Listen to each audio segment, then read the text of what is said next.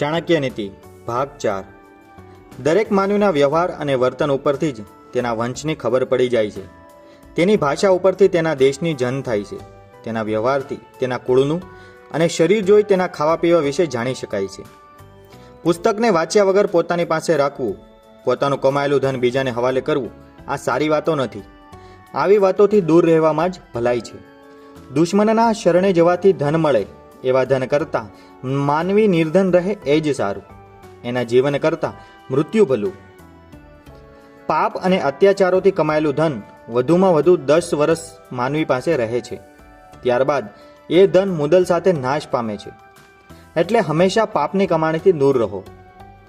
શક્તિશાળી દુશ્મન અને કમજોર મિત્ર હંમેશા નુકસાન પહોંચાડે છે, કારણ કે કમજોર મિત્ર ગમે ત્યારે વિશ્વાસઘાત કરી શકે છે, પરંતુ શત્રુથી માનવી પોતે હોશિયાર રહે છે। આ સંસારમાં જો તમે કોઈ વસ્તુ ઉપર સંપૂર્ણપણે વિશ્વાસ મૂકી શકો તેમ હોય તો તે છે તમારું પોતાનું મન। જે લોકો પોતાના મનનો, પોતાના હૃદયનો સાદ સાંભળી ચાલે છે તે હંમેશા સુખી રહે છે। ગુણના કારણે જ માનવીનું સન્માન થાય છે।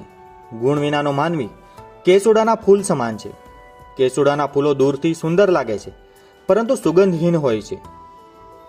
વિદ્યા સૌથી મોટો ગુણ છે। જેવી રીતે કામધેનુ ગાયને તેના ગુણકારી દૂધ માટે પૂજ્ય ગણવામાં આવે છે, તેની પૂજા થાય છે, એવી જ રીતે વિદ્વાનોના જ્ઞાન અને બુદ્ધિના ગુણને લીધે સમાજમાં તેમને સન્માન મળે છે, આદર મળે છે। આ દુનિયામાં કોઈ પણ માનવી એવો નહીં હોય જેમાં કોઈ દોષ નહીં હોય, કોઈ ખામી નહીં હોય, અથવા તો તેના વંશમાં કોઈ દોષ નહીં હોય। જો તમે માત્ર દોષો શોધવા નીકળીશો તો તમને ચારે બાજુ માત્ર દોષો જ દેખાશે। દરેક માનવી જીવન પથ ઉપર કોઈને કોઈ સંકટનો શિકાર બની કોઈને કોઈ ભૂલો તો કરી જ બેસે છે। જ્ઞાની અને વિદ્વાન માનવી માટે એ જરૂરી છે કે પોતાની કન્યાના લગ્ન કોઈ સારા અને ભણેલા ગણેલા સંસ્કારી ઉચ્ચ કુળમાં કરે। ગુણહીન વંશમાં કન્યા આપવી તે એની હત્યા કરવા સમાન છે, કારણ કે એ કન્યા જે સંતાનને જન્મ આપશે એ પણ અભણ અને અસંસ્કારી જ બનશે।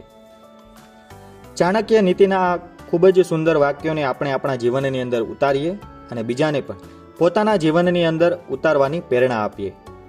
જો તમને અમારો વિડીયો પસંદ આવ્યો હોય તો અમારી ચેનલને લાઇક કરવાનું, શેર કરવાનું અને સબસ્ક્રાઇબ કરવાનું ભૂલશો નહીં। ફરી મળીશું એક નવા વિડીયોની સાથે। ત્યાં સુધી જય હિન્દ, જય